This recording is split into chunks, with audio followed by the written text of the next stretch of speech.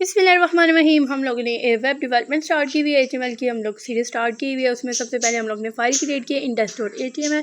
अब हम बताते हैं कि इसका हम लोग जो कोड है बॉयलर प्लेट किस तरह का, हम लोग एक्सक्लेमेशन मार्क और देन कंट्रोल पे क्लिक करेंगे तो ये खुद ब खुद उसका कोड लिखा जाएगा। अब हम डॉक्यूमेंट रिमूव कर रहे हैं। अब यहाँ हम लोग ने वेब पेज बनाना है तो हम अपनी मर्ज़ी के साथ कोई भी वर्ड यूज़ कर सकते हैं। अब हम लोग यहाँ पे लिख रहे हैं, ये आप पे डिपेंड करता है, ये मैं खुद पे डिपेंड होकर मैं लिख रही हूँ कि welcome to learn web development. मैंने इसमें लिखा है कि welcome to learn web development. ये आप पे डिपेंड करता है कि आप टाइटल के अंदर कुछ भी लिखिए। टाइटल के अंदर आपने ऐसी चीज़ लिखनी है कि आपका जो पेज है ना वो अट्रैक्टिव शो हो।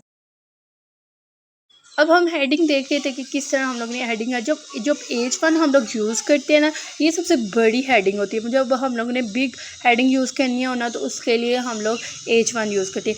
H1 की जो होती है ना, इसका ओपनिंग टैग भी होता है और क्लोजिंग टैग भी होता है। ये जब रेड कलर का शो होगा ना, इसका मीन है कि मतलब आपने या क्लोजिंग टैग नहीं लगाया या आपने ओपनिंग टैग नहीं लगाया। आपने ध्यान रखना, जब भी आप हेडिंग यूज़ करेंगे तो उसके साथ ओपनिंग टैग और क्लोजिंग टैग लाजमी लगाना है। अब हम हेडिंग के अंदर कुछ लिख देते हैं, ये खुद पे डिपेंड करता है हम क्या लिखते हैं। मैं सबसे पहले एक वेब पेज क्रिएट कर रही हूँ माई सेल्फ का। मैंने सबसे पहले हेडिंग के अंदर माई सेल्फ लिखा है। देन मैं देखती हूँ आगे हम क्या लिखते हैं। ठीक है, अब हम चाह रहे हैं कि माई सेल्फ के अंदर मैं जो लिखूँ वो टेक्स्ट मेरा बोल्ड हो जाए, तो उसके लिए मैं बी का टैग यूज़ करूँगी। जो बी का टैग होता है उसकी ओपनिंग टैग भी होती है और क्लोजिंग टैग भी होती है। ये मैंने लीशू जो डिज़ाइनिंग लिखा है इसको मैं लीशू डेवलपर जो है ना, मैं इसको बोल्ड करूँ। ठीक है, और जो मैं चाह रही हूँ जो मैं नेक्स्ट टेक्स्ट लिखूँ वो अटैलिक शो। अटैलिक के अंदर मैं लिख दूँगी आई एम आल्सो डिज़ाइनर। ठीक है, इसके अंदर मैं ये चीज़ लिख देती हूँ। ये आप पे डिपेंड करता है, आप कुछ भी लिख सकते हैं। ठीक है, मैंने लिखा है कि आई एम आल्सो डिज़ाइनर। ठीक है, ये जो भी लिखूँगी ये जो है ना अटैलिक शो का। अब ये हमें किस तरह पता चलेगा कि जो हम काम कर रहे हैं वो क्या कहाँ पे शो हो रहा है क्या नहीं। इसके लिए हम लोग लाइव सर्वे यूज़ कर रहे हैं। ये चेक करें, मैंने ये लिखा था हेडिंग के अंदर माई सेल्फ लिखा था, फिर उसके बाद मैंने बोल्ड का टैग यूज़ करके लीशो डेवलपर लिखा था, और जो आई एम डिज़ाइनर शो है वो इटैलिक के अंदर शो हुआ है। देखें इटैलिक शो हुआ है।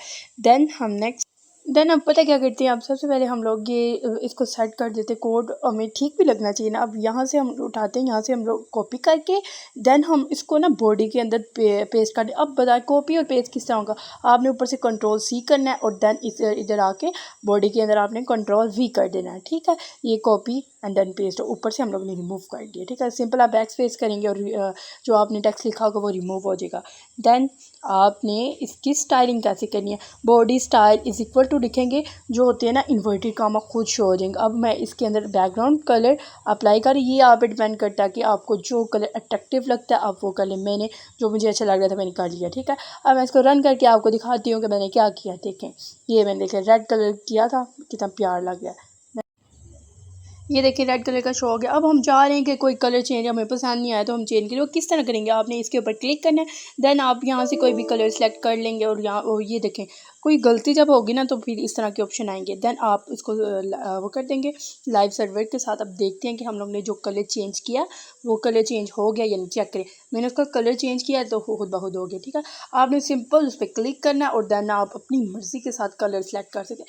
ये याद रखना है कि जो होती है ना वेब पेज, वो कलर थीम बहुत ना डिपेंड करता है अगर आप अपनी वेबसाइट को अट्रैक्टिव बनाना चाहते हैं। ठीक है, फर्दर आपको बताती हूँ कि आपने मज़ीद कोई हेडिंग यूज़ करनी है वो किस तरह करनी है, और मैं आपको बताती हूँ कि इनलाइन स्टाइलिंग आप किस तरह से कर सकते हैं।